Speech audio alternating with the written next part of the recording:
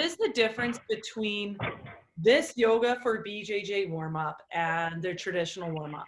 The warm-ups that everyone else does, right? Maybe the running around the mats or the mat slapping or warming up with going right into wrestling. Like the different warm-ups. What's the difference between this one and those ones? I'll say. I wouldn't skip this one. I wouldn't skip the yoga one. You wouldn't skip this one. Yeah. How come? I don't know. I don't particularly like running circles around the mat, and I don't know, like sort of jumping into the mat slapping or any of that other stuff. I just don't get that much out of it. So I will come to class late to skip that fairly often. So. I know. For me, just in the last month that I've been doing the warm up with class, and my class is at 4:45 in the morning. But guys don't normally show up until like 5:10 or something, just because they don't want to run around and do that stuff. Now we're showing up early because I explain how this applies directly to what we're doing. Windshield wiper, knee pivots. This is how we're rotating here. Look, I'm rotating. There's only a few of us. I'm like rotating the hips here. This is why this works. This applies to arm bars. This we rotate here, and they're like, oh, we're not just running around slapping the back of my feet doing karaoke that nobody can do. Why am I doing this? Because you look like an idiot. It's funny to me. You can't cross your legs and run around in a circle. Gosh, you know what I mean? True. And just another thought. Like to build off of this, so I've got a couple of hands up, and another thought for us too is a new person walking into the gym. What the comparison between the warm-ups, like what's, running around slapping the mats, and then a new person. Just have that in the back of your mind. You can put your hand up for comment. I've got Ryan here, Ryan McGrath. Where are you, Ryan? Big difference I see is I've destroyed both my knees, and then this latest hamstring thing. Like if I do the full warm up, the jump, the pounding, the running, like a lot of that stuff, pretty much my knees are done. Like I don't train a lot of full guard anymore, just because like one of my knees I can pop out of joint fairly easy, and 20 minutes of this, like I'm stretched. Warm, I'm actually ready to train rather than hoping I'm just going to survive class. We've got our school's small, but we've got probably 30% of the people training are in 45 to 60, and a lot of them, the standard warm up, that's it, they're done. So they're super excited to be able to train and to be able to do, a warm-up that means something. Yeah, and they're probably not training to win world championships, they just want to get there and get moving and feeling good. So this helps with that, hey? Oh, yeah. No, we don't. In the old, there's a couple of people who do a tournament occasionally, but most of them are local and regional. We don't have any masters competitors. Nobody's, this is more about the community and the art than it is, winning a tournament for a lot of us. And yeah, if I run around in circles for 10 minutes, my knees are so sore I can't do anything. You're like, great. I came to jiu-jitsu to run around in circle for 10 minutes. This is great. Yeah, great, done. Can't do a drop step, can't shoot a shot, can't really get into full guard. Like, no, this is way better. Yeah, and strengthening too, the lower back and those types of things, right? Getting the blood moving in the right way. Right. Awesome. I just want to jump in here, Sarah, because there is nothing wrong with running if you're playing soccer. Yes. And there's nothing wrong with running if you're doing jiu-jitsu, if that's the only thing you know how to do. But if you have a better option, it's better to use that. And what I like about a sequence like we're learning to teach today is that you get, I love cookies that I can eat and still have. And if I have to choose between A and B, I always choose both if that's possible. So I can do this warm up if I just want to, have fun and I'm 60 and I just want to exist. And I can use it if I want to win the world championship. short story about the last time I was at the Worlds at black belt. I was lucky enough to qualify, and I was warming up and preparing extremely well. I did my Yoga Niao second and third series. Took me 45 minutes, and I was transformed from being nervous into just completely in the zone, as ready as I could ever be. And one of the legends of the sport, young guy but a legend, I could see him on his phone watching me for the whole warm up. He was just sitting there watching me on his phone before fighting. And even though he's much more proficient in jiu-jitsu than I will ever be, I was still in a mind space and like body that he could only dream of. Like I could tell, I know the guy and he's a friend of mine, but I could tell that he was jealous of just me having the tool to be able to transform my nervous energy into constructive energy, because I know he's nervous as shit, like everyone is, but I had a tool to transform it into something better while he was just on his phone. And I felt really, satisfied when I realized that everybody doesn't know, that he just can't realize how great of a tool this is. Like he wished that he did, but he's too embarrassed or shy or whatever to give it a try. And he kicks ass, so maybe he doesn't need to, but in 15 years, we all know that he will need it. It really sucks to have to beat yourself up because you didn't start 15 years ago, because the best time to start is always 15 years ago, but the second best time to start is right now. And I love that we have people that are over 30 and over 40 and over 50 in these trainings, because it's just like my mom building houses. She stopped knitting when she was 64 and started building log houses instead. It's really inspiring, because it's not about, like I said before, it's not about not dying. We're all going to die, but the real fear is not aging, but becoming incapable. So just postponing, like the only thing that you should procrastinate is your own demise. And I think this is a great way to do that. And everybody benefits from it as long as you give it 5-10 sessions. Everybody is turned around, even the haters, even those who really hated it in the beginning. I had people who would walk up to me in tournaments and say like, "Hey, you're the Yoga for BJJ guy. I really hate Yoga for BJJ, but I keep doing it because I need it. Like I'm impatient. I think it sucks. I hate yoga, but I keep doing it because I feel so good doing it." End of rant. Muting myself. Well, I'm 6 weeks after from having the whole back of my leg detached from the skeleton. Like I had surgery 6 weeks ago.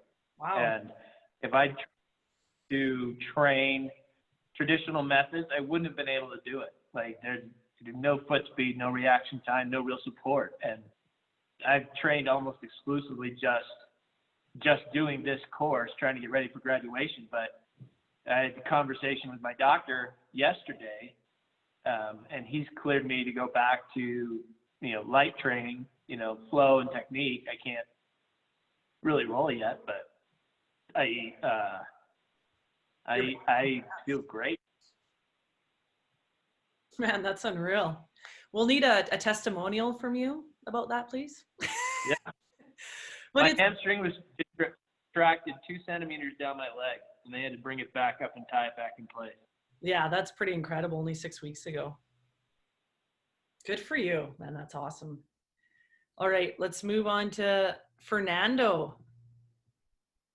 Fernando. Wait, which one? Is that you that put your hand up? Oh, yeah. I didn't know if he put his hand up too.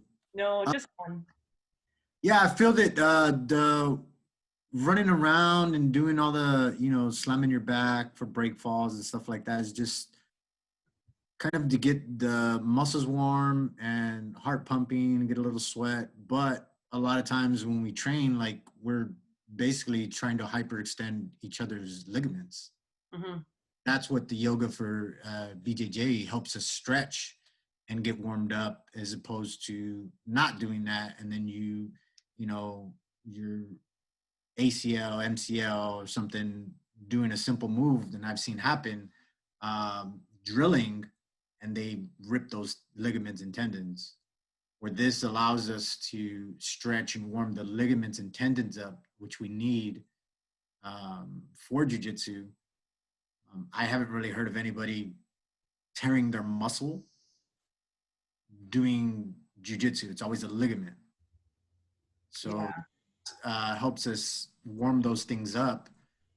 That way it's, injury prevention, making sure your joints don't start cracking, stuff like that as you get older, trying to do all these weird contortionist moves for jiu-jitsu.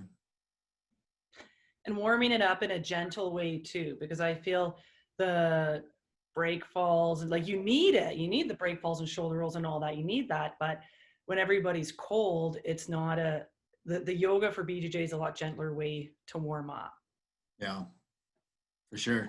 And I'm just thinking in regards to what you're saying, I think of the knees, because the knees are usually quite a common problem area, I find. So even moving through the half squat warms the hips up, and then the half split from the low lunge back, the hamstring leg. Moving between those is a really nice way to gently warm up the hamstring and quads and hip flexor, and of course the ligaments around that will warm up too. That's my first example I thought of. Hey.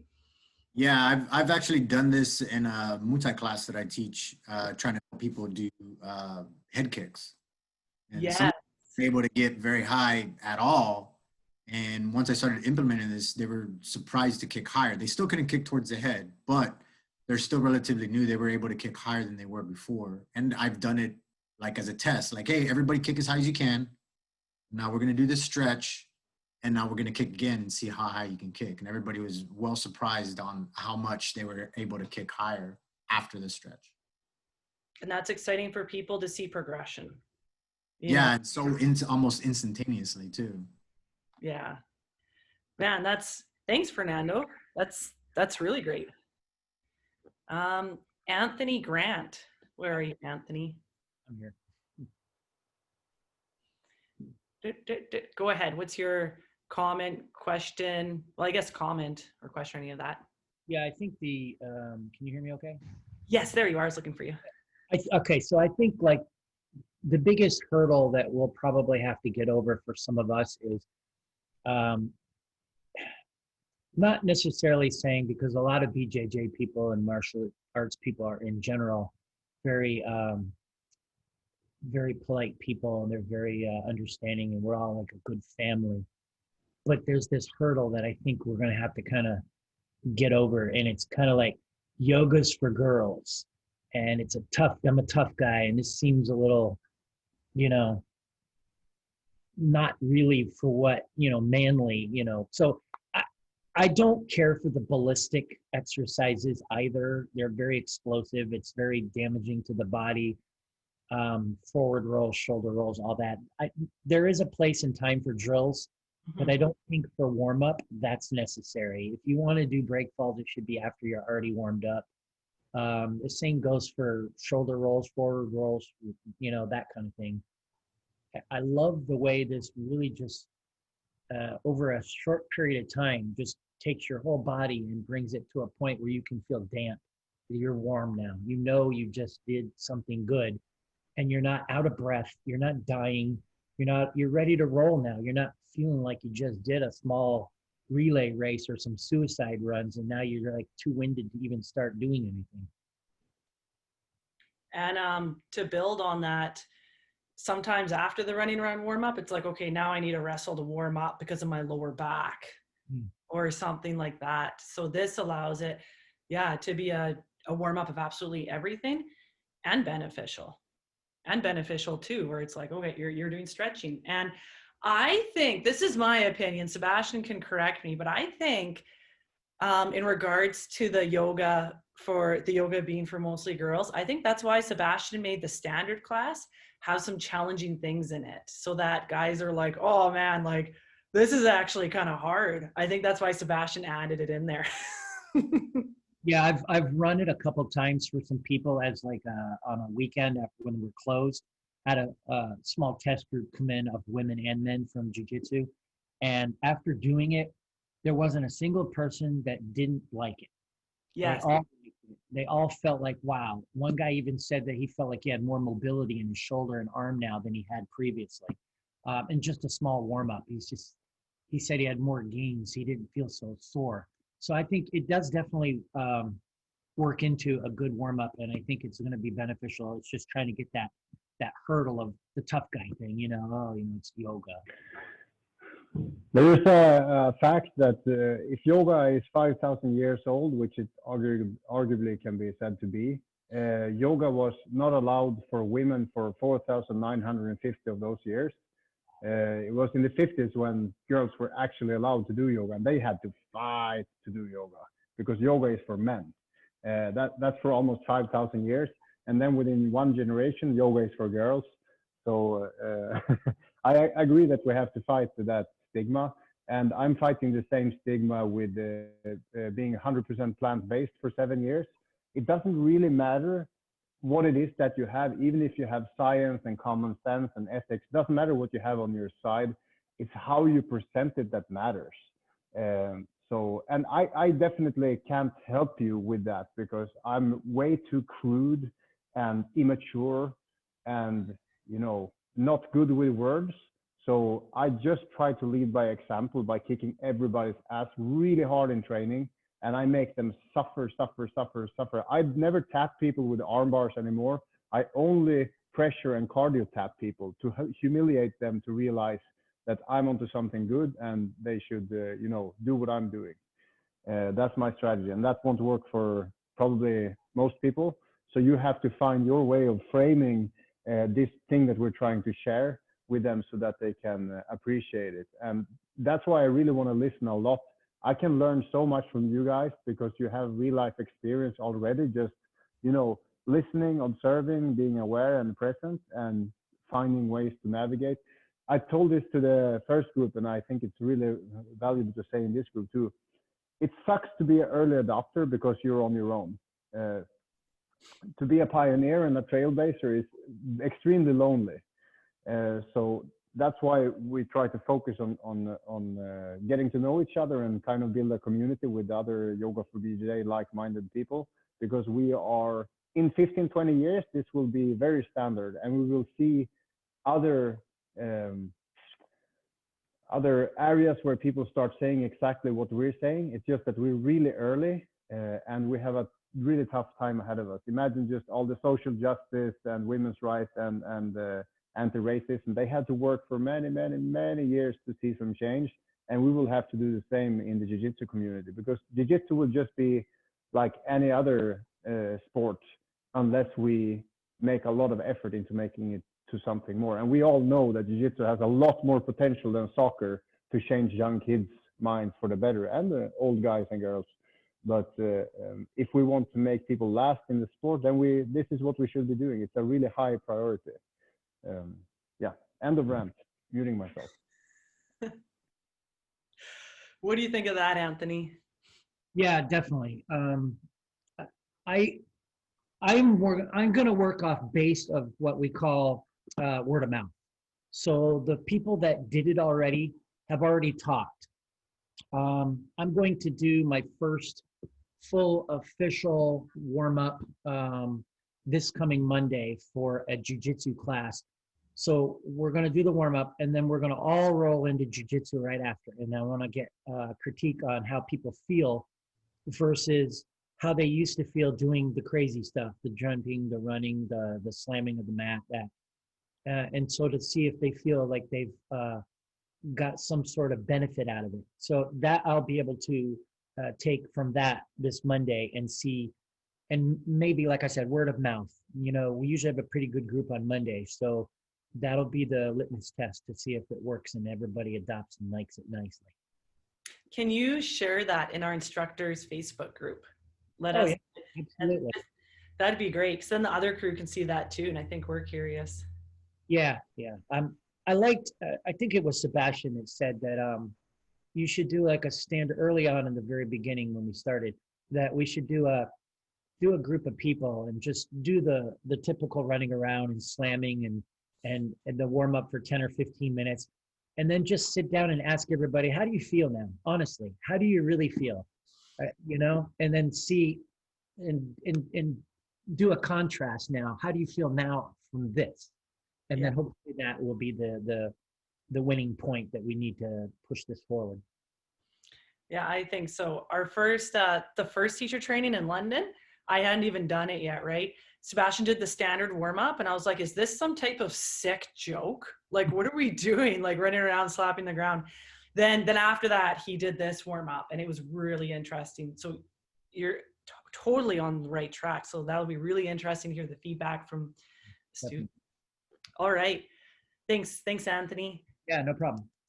Alex, where are you, Alex? Oh, let's get you unmuted here. All right. Can you hear me? Yes. Sorry.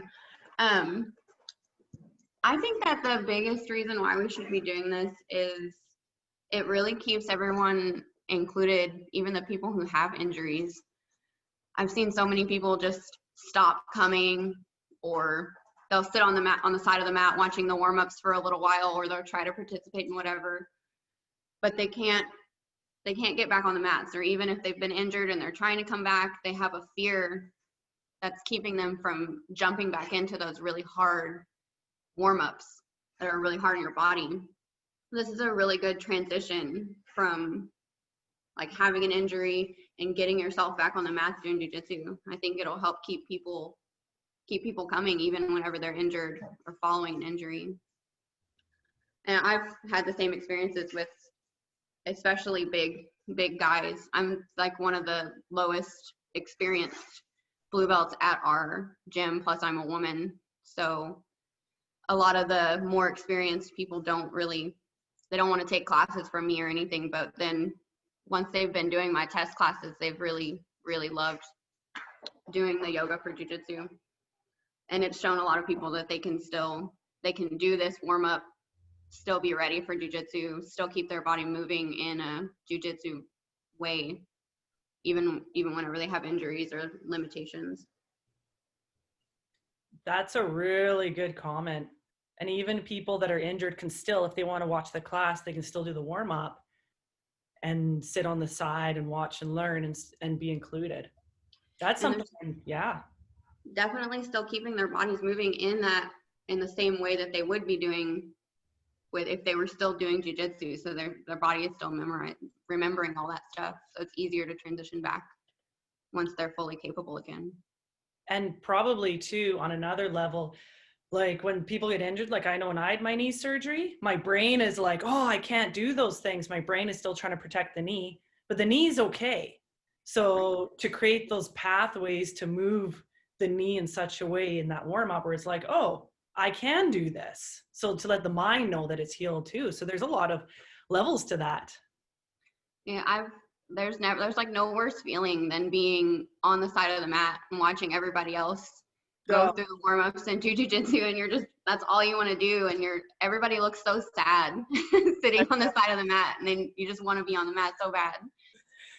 Yeah, so this allows people to jump in and to do it. And I even have some of my classes, the kids watch, so I let them do the warm-up too, the yoga warm-up, then they sit on the side for the rest. Yeah. So it includes them. It's really cool. Nolan, you have your hand up. Hey, I know we were talking about stigmas earlier, and it just kind of came to my mind about actually, even because of some of the people I was paired with, introduce yourself, and I said, hey, I'm a purple belt, and they say, oh, lucky you, you don't have to do warm-ups. And I think some of the stigma is that these higher belts don't have to do warm-ups. Why? Because the warm-ups are so shit.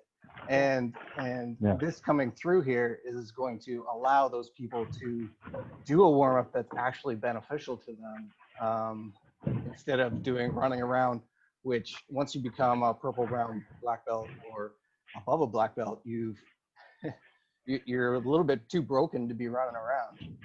And this course is almost not necessarily geared towards the athletic white belts. It can be, especially from my personal experience, our advanced classes don't even do warm-ups because they know no one will show up. And so you either come early and warm yourself up, and people ask me a lot of questions about my own warm-up. And anyway, that's what I wanted to say. It's so true. Yeah.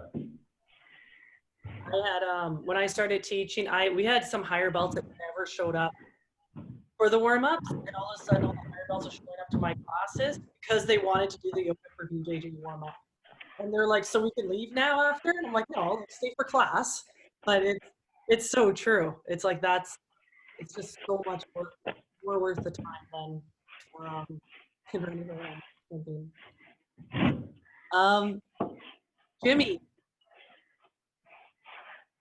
Jimmy, where are you? All right. I was trying to find the mute button. I just want to say two things. I have a question about Colin said one good thing about like the purple belt skipping the warm up and all that stuff.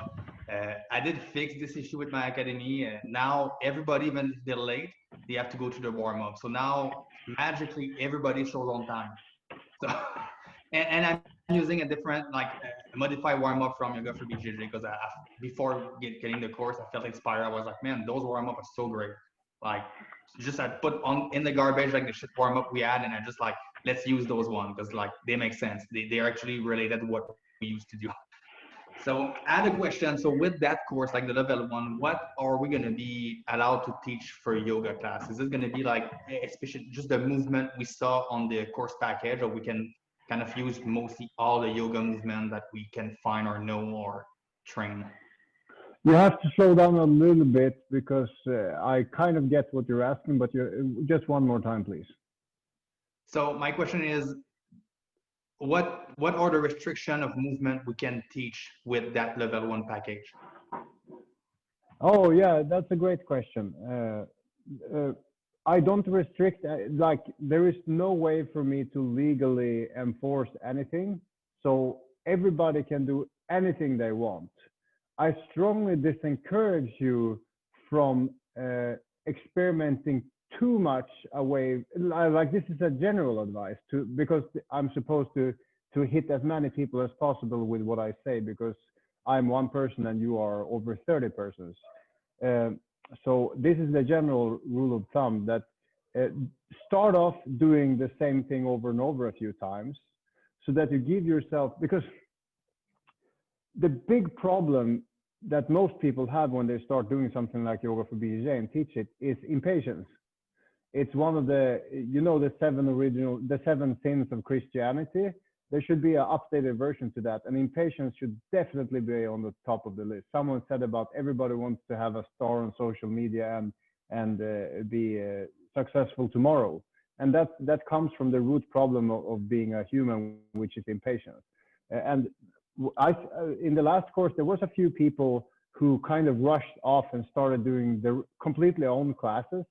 And you could tell the difference between those people and those people who, were patient and sticking to the template for a while, just trying to give them, you can draw a jiu-jitsu analogy so simply here. When you have some guys showing up for their first classes, they just want to get past, as soon as they get their blue belt, they just start inventing the most crazy stuff and putting on YouTube.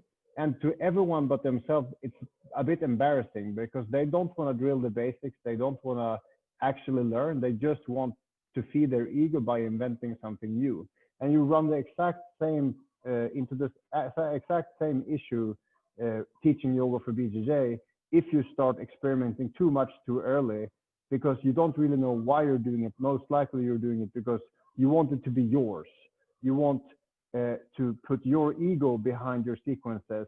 That's a risk you are running into.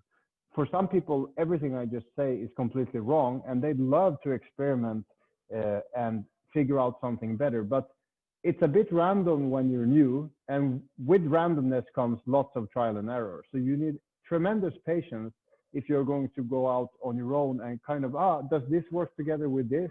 And you also need a really receptive group of people that can kind of be the guinea pigs for your trial and error. So my general advice is start off with what you're learning here and do that for a while and a little bit longer than if you're an impatient person, maybe then you can, stick to it for at least a few weeks.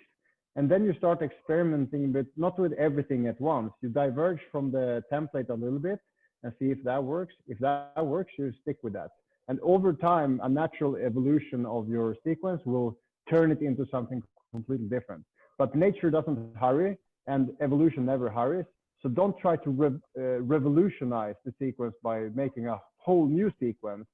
unless you are a superhuman genius and can kind of apply all the principles that you're learning in this training, applying your own critical mind and scientific method to it, and just creating some mastery. You might be that person. Most likely, statistically, you're not. Statistically, you're bound to fail. But I can never tell you not to do anything. I'm just, I've seen the same problems arise over and over. And that's one of the problems if you're going to start I call it freestyling. I've been freestyling a lot and I've been failing a lot. And it's a lot of fun, but you have to be the right kind of person to be able to freestyle and pull it off. Okay. Please let me know what you heard me say and if it makes any sense to you. Great answer. Like that's pretty much what I wanted to hear. Like if we had any restriction on what to do and good guidelines. So for me, it's a good answer. Thank you. Okay. Yeah. No restrictions whatsoever. Just encouragement to kind of stick to the framework for a while until you're comfortable with it, and then piece by piece replace it instead of just reinventing the wheel every training. Because a lot of people think that what people want is new stuff, novelty. We assume that our students want novelty. No student ever wants novelty. Students want mastery. They want to learn something and master it. That's why we're presenting more or less the same thing every time. We just make it seem like it's something new. We say it in a new way. We kind of tweak it and approach it from a new angle. But people just want to do the same thing over and over to feel that, I get it. I get this. I can do this. That's what people need. And that's why every new yoga teacher does a new class every week. And that's why they get burned out. And that's why nobody comes back to their class, because it's all a big mess. So it's definitely a word of advice is do the same thing over and over and become a master at, tweaking and changing your approach. And you're delivering the same thing over and over with just a little bit different spice every time. Same basic meal, just different spices. Make sense? Yeah, totally. Great. Thank you. Yeah, you're welcome. Thank you for the great question. Bob, I just want to keep saying Bob Audio. Bob Audio. Yeah. The first time I did yoga, or even going back like 8 to 10 years ago, I was one of those people that would never do yoga, and maybe I would tell myself because it's for women or whatever else, but I think a lot of it came back to ego of I didn't want to look stupid doing it because I wasn't any good at it. So it was more like a protection. But one thing about Yoga for Jiu-Jitsu is it is very it's physical. It doesn't get into a lot of those other the spiritual aspects of yoga as much, and I think that's really appealing to people and a way to bring jiu-jitsu people in, and it helped me get involved in yoga. But after you've been doing yoga for a certain amount of time, it's impossible to escape that spiritual side of it, of yes. Wow, I do yoga and crap, I feel better. I'm not angry at my wife and kids anymore. Yes. I'm breathing better, and I don't know, hell, maybe I should start meditating. And I'm wondering if if you plan on taking yoga for jiu-jitsu more in that way, or if you're just afraid of scaring people off, because originally that stuff would have been really scary to me. But you definitely you want to save the good stuff as a nice surprise. Meditation, enlightenment, all the good stuff with yoga, it's there, but you don't talk about it. Buddha was teaching his stuff for 60 years. He never even once mentioned the word God, because he knows as soon as I mention the word God, people will freak out and So he knew everything about God, but he didn't say it. He saved it for people to discover for themselves. And that's the same thing with meditation and all the spiritual stuff. It's right there and people can explore it. But as soon as you highlight it, people misinterpret it. When I say half swastika, people go fucking nuts because they're stupid. So it's better to not mention some stuff and have them experience it for themselves, because then you can say the same thing to your kids for 10 years and they will never listen. Then one day they're like, hey dad, I came up with a great idea. And you just smile to yourself because you've been telling them this for 10 years. But only when they experience it for themselves and they think that they invented it themselves, only then will they ever learn. So that's definitely the way to go about spirituality and yoga. It's right there, it's great, but as soon as you say it, you kind of ruin the magic, if you know what I mean. Do you know what I'm saying? Yeah, thank you. Yeah. Yeah, I absolutely agree. Yoga can be super spiritual and really something that's life changing more than psychedelic drugs.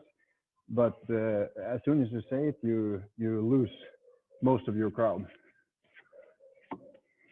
Let them find it on their own. But I think at the end of, I think in Sebastian's live stream, he's saying that it's because it centers people, because we're in such an uncentered world. We're busy, we're tired, we're focused externally, and all the screens don't help. So the yoga brings us like back to center, and that should be normal, but it's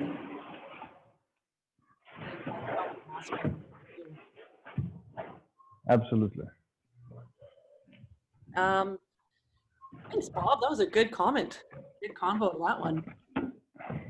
Anything from anyone else? And if you're thinking, and if you're not sure, still say it, because someone else is thinking it. It's so true.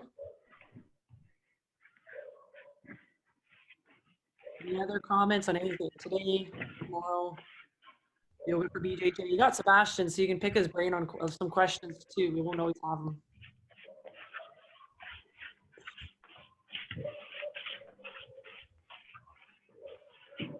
I have a question. It's like a jiu-jitsu question, really. So, coming to jiu-jitsu a little bit later than I would have liked. I was 43 when I took my first class. And I'm scared. Like, I mean, I'm halfway. I got a purple belt in August, but I'm like, I don't know how I'm gonna make it to black belt. Like, I'm determined, and I'm finding like I can change jiu-jitsu like 4 times a week, but if I get to 5 or 6, then I'm like, my body just can't handle it. So it's like the yoga. I started teaching yoga at my jiu-jitsu school because I knew in my brain somewhere, if we don't do the yoga, if I don't do the yoga, I'm not going to be able to do the jiu-jitsu. So yeah, and so the thing that I found is with my, again, Baptiste training, like the modifications that I came up with on my own for just that like traditional flow thing are very, very like the same moves that you do. So yeah, like amazing, like, because this is what your body needs and this is what your body's going to do naturally. But with all of you guys who are like way ahead of me in jiu-jitsu, like, what is your advice to help me be able to like do this for the next 20 years? Because I mean, we got, you know, like I want to be able to do it, and I think I'm doing the best I can with the yoga. But what else? What else would you advise for those of us that our bones are cracking? I have a couple for you, and I'd love for other people to chip in. But number one, tap really fast, and start verbal tapping, because sometimes you can't tap, and if you learn to scream when you tap, you can scare the person tapping you so much that they let go instantly. I've been saved countless times just screaming my lungs out when people, get me into a really funky position, and they're like, "Are you okay?" I'm like, "Yeah, I'm okay," because I screamed so loud. And the other thing is choosing your sparring partners with extreme care and not caring if people are offended when you say no. Like, you want to roll? No, thank you. And they get offended, and you should be okay with it, because it's only the fast taps and the brutal partners that will hurt you. If you roll with the right people and you tap fast, then you will. It's because it's mostly submissions and stupid scrambles that hurt people. Right. Okay. Yeah. So yeah, those two things will definitely keep you away from 4 injuries out of 5. And then if you always like religiously start your day with a yoga flow and you warm up before jiu-jitsu with a yoga flow, then you're basically you gave yourself the best chance ever. And of course, like all the surrounding lifestyle stuff, like eating really healthy, that helps more than you can imagine. Like when I started yoga, I stopped eating all the shit I was eating. And it's hard to know if it was the yoga only or if it was the change of lifestyle that gave me such tremendous results. But you know, just improving your mind, improving your sleep, improving your eating habits, stop drinking so much coffee or, you know, drinking alcohol, all those stuff will play a huge part of your longevity. Maybe you will, in 10 years, you will feel 10 years younger than you feel right now.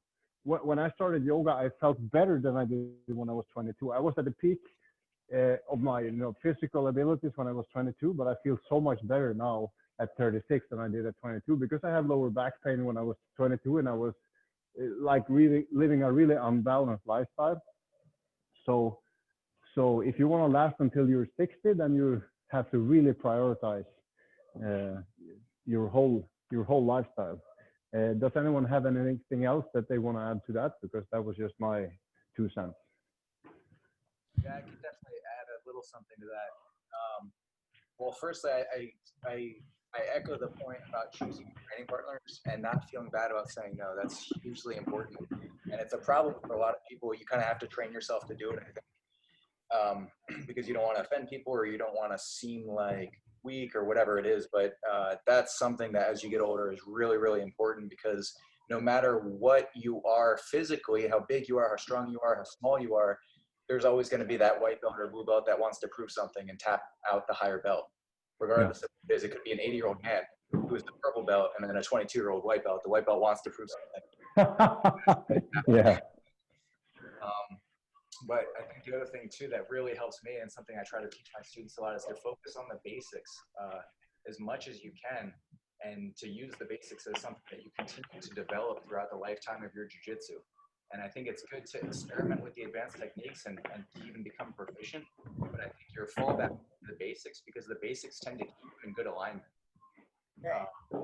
Very difficult, unless you have pre-existing injuries, it's difficult to get injured as someone in closed guard. It's difficult to get injured when you're in the mount position. You know, it's difficult to get injured when you're in very simple sort of basic positions. Where when you're in deep half guard and someone tries to step over your head, they might crank your neck on the way. If you're in upside down guard and they sprawl on you, you could hurt your lower back. So I like the positions. I think they're fun, but you have to play those with specific people. But the basics tend to keep you safe against all body types. So I really emphasize the basics and getting good at just keeping your elbows tight, having a good base, good structure. If you get swept, accepting the sweep and not always fighting to get back up. Things like that can definitely help a lot. Those are huge tips. And you talking gave me another tip. Never, ever, ever, ever let anybody try submissions on you. That's a huge no-no. Like if someone wants to learn an armbar, you're like, okay, pair up with someone else and I'll show both of you. You don't ever let them show on you, because the white and blue belts can be so inconsiderate that they like, oh, I didn't need, oh, sorry, that was your elbow. I was, and you're like, fuck, now I'm gone for 6 months. Right. That's happened to me so many times. So whenever someone asks you, you're like, yeah, find someone to do it on and I'll walk you through it, but don't ever do it to me. Really, really, really good point. I think I have one for you too. And I think you already said it too, where your body has a hard time with the jiu-jitsu 5 or 6 times a week. Yeah. And we have like a limited amount of training during the week. So to really listen to the body, because more is always better, better is better. So if you feel really good with your 4 jiu-jitsu sessions a week and you find the quality starts to diminish in session 5, 6, 7, then are you actually progressing in those last 3 sessions, or are you moving backwards? And that's a balance I had to find with my training, because there's without COVID, there's a 10-month competition. I'm like talking to my personal trainer, okay, I'm doing jiu-jitsu twice a day and all this. He's like, well, how's your wrestling by Thursday? And I'm like, oh, it's not very good, because I'm so exhausted mentally and physically. And your mind will remember that exhausted pattern and those sloppy patterns. We want your mind to remember the good ones, and the nervous system are the good ones. So we actually structured my, so I had specific hard wrestling days, and that's what brought me to a lot of gold medals, which was really cool. So just remembering that more isn't better, better is better. So really listen to your body, like you're already doing, in addition to everything that Sebastian and Drew said, just being healthy and even the fundamentals. Like as a black belt, I am doing more fundamentals than ever, but I'm doing them better than I've ever done. So like I have to know all the fancy stuff. It doesn't mean I use it. The biggest tournaments in the world, I'm in closed guard. I'm closing my guard, you know, and then it works. So the foundations, that's how Roger Gracie won 10 times, right? 10-time world champion. And I think that we lose sight of those foundations. Yeah. If the world champions are doing it, I'm in. Right. Yeah. Does anyone have anything else to add? I'd love to hear more about this. For me? No, from anyone. From you anyone. or anyone. Does anyone else have anything else? I know for me, I usually do 2 to 3 hard training sessions. Yes. And I'll train the whole week, but those other days I'm drilling. Yes. Doing light rolls. I'm doing something to help improve sweep, a submission or something like that. That way I'm still able to train, but without having the hard impact of all the hard training. Or if you do get those overzealous younger guys wanting to roll with you, be like, okay, that's fine, but I'm only drilling right now. So if you want to roll with me, we're going to have to do it in this format. Otherwise, grab somebody else. That way I'm still progressing because I'm getting the hard training that I want and that I need for competition, but also still being able to improve close guard, a sweep, a submission, and stuff like that. Yes, and when young people, because it's always young guys calling you out. So whenever a young guy is calling you out and say you want to roll, and you say no, I don't want to roll. I want a positional spar, and I want to start in side control with the lapel under your armpit. Okay, bitch, let's go. That's how you deal with someone 20 years younger and that just wants to show that they can tap you. You're not a dick, and you don't start, as soon as they do something good, you start coaching them, like a proper Brazilian. You can fight and play really hard, but you decide the starting point. Right. Mm-hmm. The guy that took jiu-jitsu to Brazil. He had a teacher, and this because they were basically doing MMA back then. So he had a teacher, and they went to America, and there was a wrestler guy, like a 230-pound wrestler guy, who called out his teacher, Maeda's teacher, and because of Japanese pride, he couldn't say no. And then he got really injured. He got slammed by this huge guy because this guy was like 80 years old and fragile.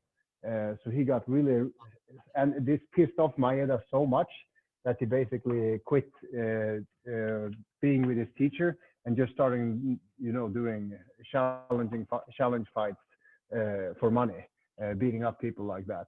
When I heard this story, I'm like, we all have that same problem every training. Like pride prevents us from using our brains properly. So whenever a young guy calls you out, like unless you're Japanese, you shouldn't let the pride get the best of you. So it's better, like if this Japanese guy would have used my principle there, this Japanese sensei, if he would have used the Sebastian principle, he's like, yes, I accept your challenge, but I will start in back mount. You're older and you're smarter, so you can just change the rules of the game before the game even starts. And that way you can have fun and learn a lot and kick the ass of the young guy. And maybe his ego will be hurt, but that's not your problem, right? No. Thank you. True. Anthony. Yeah, my question is not of a class nature, but more of a physical nature. I'm finding no matter how much I stretch, no matter how warm I get, on more than one occasion, the inner arch of my foot, back of my hand, in some of these positions will cramp me up. leading in BJJ when I'm trying to get somebody up the guard, one of my feet, the inside arch, or lock up on me, and just get a muscle spasm, and I just My first question is it like a magnesium deficient if it cramps up? Because I used to get that too, and bananas didn't quite do it. So now I take like a magnesium supplement at night because I knew it wasn't water. Bananas didn't help, so I found that really helpful. That would cramp up. My grandpa did too. Go for it. I know I'm hydrating. I hydrate plenty. Yeah. It's a lack of water. It isn't a lack of just like this, which is not any right out of us a wrap up and guard, or even some of the yoga techniques. I got nailed a couple times, and it's so overwhelming. You have to just come right out of the moment. Mm-hmm. I would recommend looking at maybe some magnesium. Okay, I'll grab a supplement bottle today. Yeah, I don't know if you have it there, but I do the Calm. It's called CALM, Calm, and you have it before bed. Mm-hmm. I don't know if anyone else has a suggestion, but I found that was what was the problem for me, and it helped me. Okay. I do the same thing. Obviously, It's supplements. You take the same thing? Yeah. Yeah. Okay. Yeah. I'll go ahead and write that down. I'll pick up some from the pharmacy today. Yeah, CALM. If it's a powder one. So let us know how you like it. Yeah, I definitely will. Thank you. That was all I needed. Cool. Misty, where are you, Misty?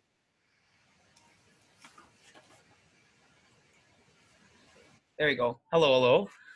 So I'm pretty broken. I've been to Jiu-Jitsu about 20 years. I've been a black belt for 10. And this is the only thing that's I have had to really back off. Because of my age, you hit 50 and everything starts to go to shit. Tear. I keep tearing everything. Every time I look around, I'm tore. Every time I roll, I tear something, I swear. So the yoga is the only thing that instead of doing jiu-jitsu half the time, I got to do yoga. I have no choice. I'm just, the knees, the elbows are so broken. But I really want to say thank you, because this stuff's kind of like a lifesaver for me. Because we can only do so much training, and I wish I could train 2 days a week. So holy, 2 times a day. I wish I could do that, but the body's just not going to let me do it anymore. So it's all about the quality over quantity. So I do the yoga, and then I can get the good rolling in, but then I'm out for 3 days. But the only thing I can do is the yoga. So that'll still keep me limber enough so I can do jiu-jitsu. But again, it's all our fundamentals, right? That's all we stick to is the fundamentals, right? I don't do nothing fancy no more. It's just basic. And one strategy that I learned, because being a woman owning a school, and then I don't hardly have any women students. I mostly have men. So I usually got to give 50, 60 pounds every roll. Mm-hmm. So I'm very careful on how I move to, Mondays, I would always go forward. So I'd always roll with the bigger guys on Monday, and I'd only go forward. So as soon as I would lose my position, I would set back, I go to pass, I'm forward again. And on the Wednesdays or Thursdays, I would go backwards. So I would roll with the smaller guys, and I would all do all my backwards game. So that kept me, because I can roll with big guys. I just can't pull a 220 in my guard. Like that's just, I can't do it. My knees won't hold, but I can work my forward and passing game. I'll always pass forward. With the big guys, little guys, I can go backwards a lot easier. So I found that really helped me in the injuries. I wasn't getting injured as much. The big guys knew that they weren't allowed. As soon as I was flipped, we reset again that controlled rolling. So for me, that worked really well. Is I only go forward in some days, I only go backward on some days. And there's some guys I don't triangle.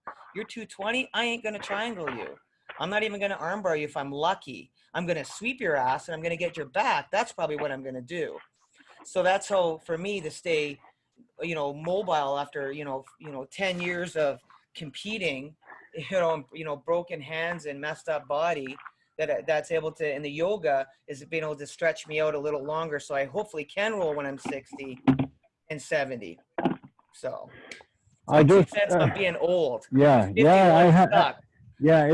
It's not only age, but I'm really sad when I hear you speak, because what you're doing there is just showing a super high level of intelligence, and this is not the intelligence, this is wisdom. And what's so sad, what makes me sad, is it took you so long to become that wise. What if you could have not been a twerp when you were 16, and instead, you know, be humble and learn from people like you when you were young, and like wisdom is like power tools. If you don't have your own, borrow someone else's. Yeah. Yeah. So when you're young, none of us are that young anymore. We don't have any 20-year-olds in this training. But what if we could be wise today instead of in 15 years? It would be so helpful. Like, to use the wisdom that you just presented there, because that, like, everything you said there is, I'm either applying it or starting tomorrow I will apply it. That's exactly the way to go about it, because it's the only way. Like someone said, the person who asked about how can I survive jiu-jitsu for longer, not just yoga for BJJ, what else can I do? And you said all the modifications that you did to your former yoga training, and I basically did the same things. So there is a convergence. And there is convergence, you know, which means even if we all do random stuff, we will end up doing more or less the same stuff, because it's the most optimal and streamlined and efficient stuff. And that's what you just said there, Misty, is what you're just doing there is what everybody will have to end up doing, just with trial and error, unless they get so hurt that they can't get to that point. But thank you. So like, I wish you could write that down, what you just said, because it would be so helpful to so many people if they just listen. I will. Yeah, if you want to, thank you. A little blurb, even if it's just a paragraph, that would be something really cool to put in our blog too, just with the purpose to reach more people, you know, because that's very valuable information. That's what happens when you get old. You got to get smarter, or you quit. You're done. That should be that's going to be the name of it. Old and broken, but still playing. I can still tap those suckers every once in a while. I still get them. Oh, it's beautiful. Awesome. Thanks, Misty. I have my last one here, Alex.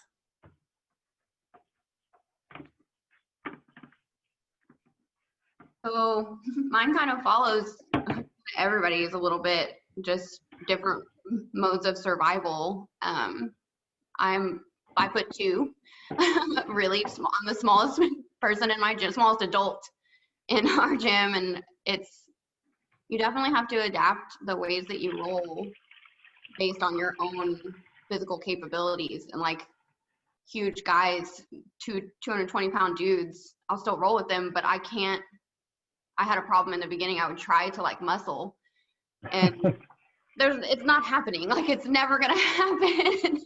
And stuff like Yoga for BJJ, like, I'm very flexible as a small woman, and that's something that doesn't, like, it adds something different to your jiu-jitsu game. So you have to like change the mindset that you're in, rather than trying to overpower these larger opponents, and instead like making them work around your game.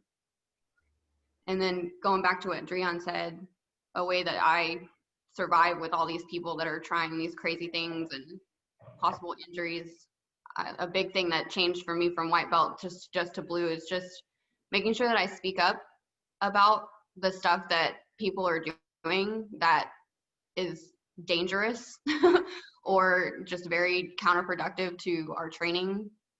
Because that was something I didn't do a lot as a white belt. I thought I was just there to get my ass kicked every day. And I didn't have the voice to be like, hey, can you not do that? Because I can't turn my neck to the left for a week now. Like, so just using that voice and making sure you tell people like, hey, that's just not something that works for me. We're not going to roll, or you need to stop doing that. And I think that's especially important for women, because without pretending to be a feminist, I think women are always marginalized everywhere. And like we expect you to shut up and do what you're told. Like that's like the basic assumption that you're not supposed to complain. If it's carrying a child and giving birth, like the world would be so different if men were carrying children. You know, we just expect women to shut up and not complain. So it's definitely a huge. It's really important, and I understand. I can empathize with the struggle to be able to speak up, but it's definitely something that everybody has to learn, and especially women, I think, in order to not be marginalized and ignored. Do you agree, Alex? Yes, and I think just like, and like you said, people do, they look at women and we automatically feel like if we say, hey, can you not do that? Or, hey, that really hurts when you do that, can you not anymore? They're already looking at us as weak. So we feel if we speak up and say, no, I'm not gonna roll with you 6'7" white belt that just got here, like they're gonna look at us and think that we're scared or weak. Yeah. That's and those people, they don't see the connection with like a 270-pound guy smashing them. Like if you took the weight difference between you and one of those guys and then had him roll with someone equally bigger than him, he would be scared shitless. Like, oh, don't hurt me. Like, this is what you're doing to her every fucking training, you idiot. But, you know, the problem with dumb people is that they don't know they're dumb. So it's really awkward to call out someone stupid because they would be so surprised. So I definitely emphasize with the struggle, and I wish there was an easy solution, but definitely speaking up is even though they won't understand. Mister, do you have anything that you like? You found your ways to do it, but how have you struggled with what you just said? How do you navigate stupid people that want to crush you? Tap early. I wish I would have, if I could have told myself that, like when I was a white belt and a blue belt. It's one of those roles when as soon as you tap, you go, shit, I shouldn't have picked you as a partner. And instead of stopping it and saying stop, I find this with like I have a couple small guys, released like 120-pound, 5'6" guys, and especially with with the girls, is that I just stop. I've stopped one guy dead. I said, we're done. I don't care if the time's up. We're done. Before I would just pull him into closed guard and hang on so tight, look at the clock, keep praying it ticks, and I'm done. And I was still getting injured all the time. So I feel, Alex, I know how it feels with the girls. I know Sarah feels it too. These weird barriers that we have, being a female and smaller, is like basically now I'm so choosy on who I pick. I'm like, sorry, I don't have to roll with you because I'm a black belt and I own the school, and I'm not gonna roll with you because you're a spaz. And I tell everyone the power out is if you ever get chastised to say no to roll with someone, you should maybe look at another school, because you should have that right to say, you know what, you were spazzy with me last week, you wrecked my neck, I'm never gonna roll with you again. So you got to be able to like have your voice and say no and tap. Even just tap, we're done. What's wrong? We're done. I can just feel the injury coming. I don't want to deal with this today because I have to work the next day. You have to work the next day. We all have to work the next day. And getting injured because of some guy's pride, because he wants to choke out a girl, or I don't know. You know, people get a little weird. I met a few girls like that too. Don't get me wrong. Holy smokes. I met a couple crazy women that went at me like Mundials. And I'm like, dude, I'm just rolling for fun. And I got someone trying to rip my head off. I'm like, here, you can have the tap. I don't care. So tapping early. That is if I could tell myself that, don't pick that guy because you know better, and tap a heck of a lot earlier. I know, Sarah. I have to admit that I'm the craziest guy on the mat, and that's why I never, ever, ever roll with girls, because I used to do that when I was younger, when I did judo, and I always injured them, and I always felt like shit. So I'm like, I'm done rolling with girls. I'm done rolling with small guys. I'm picking the biggest, baddest beast so that I can beat the shit out of them and they can beat the shit out of me. And that's how I like it. And if you have a guy like that in the academy, instead of saying, I'm done rolling with you, then you say, stop. You say stop and we're done. And then you should be rolling with Sebastian, because Sebastian will enjoy beating the shit out of you. And like, you guys will have a fun time, but I don't think it's any fun rolling with you. Go roll with him instead. It can be like a transition. So everything you said, just make them realize that you are disappointed in their behavior, and like give them some other option. Like you should maybe, go do roll with someone else, or maybe not do jiu-jitsu, or yeah. My husband trains at our gym, and he's he's one of the crazies. He was a wrestler his whole life, so everybody knows the wrestler style of jiu-jitsu. He's typical wrestler style jiu-jitsu. He's a big guy. So anytime any of that happens, I'm like, okay, we're good. He's next. Yes, that's the way. No one ever dared touch my wife, because I was watching them like a hawk, and whenever they were like, she's like, you're going with Sebastian next, and I fucking crushed them. And yeah, it's a good strategy. Isn't it a weird thing though that, like, me as a female black belt, I'll have a white belt who weighs me by 100 pounds, and he does like construction work, so he's really strong, and he's just like, all right, like I'm gonna give her everything. I'm like, bro, I'm still like a female. You made me by 100 pounds. Like, yeah, it's a black belt, but bro, like, come on. Psychologically, that's interesting, isn't it? Well, I got warned, like, as soon as I got my blue belt, I was warned by all the other guys, like, hey, now that you have a color on your belt, these new white belts that come in, they're going to immediately be threatened. Like, it doesn't matter that you just got it or that you're a little girl.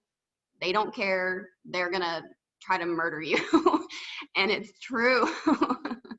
It's way worse than when I was a white belt. Ruben Martinez, what do you think about this?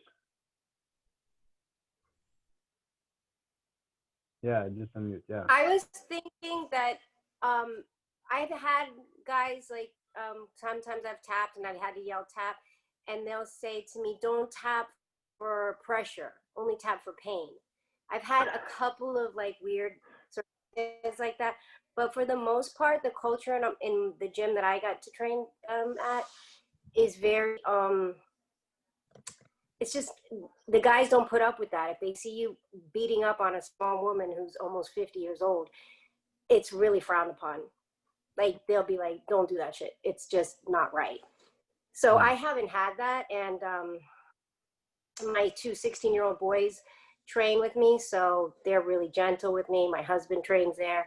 And the black belts, I don't know, it's just the culture of our gym. I don't see that much getting like beat up.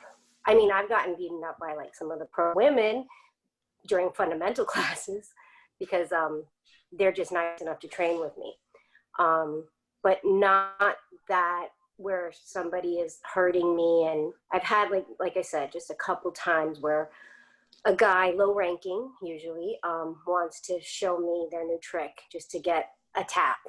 And I'm too old for that. I just tap right away. So haven't been beat up too much. Moving back from this off topic but very important topic, anyone else has any Yoga for BJJ related questions before we wrap it up for today? I have Colin that put his hand up.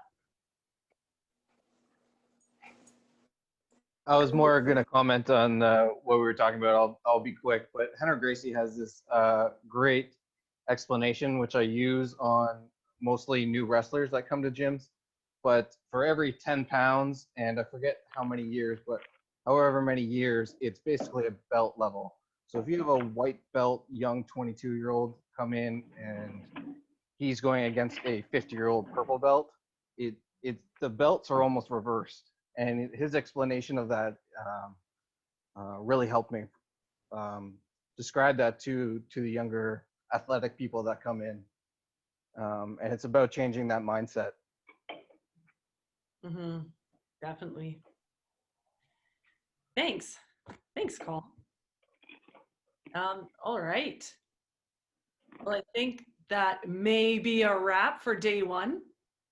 Killer day one, everyone. It was so much fun to meet everyone, and I think everyone to meet everyone.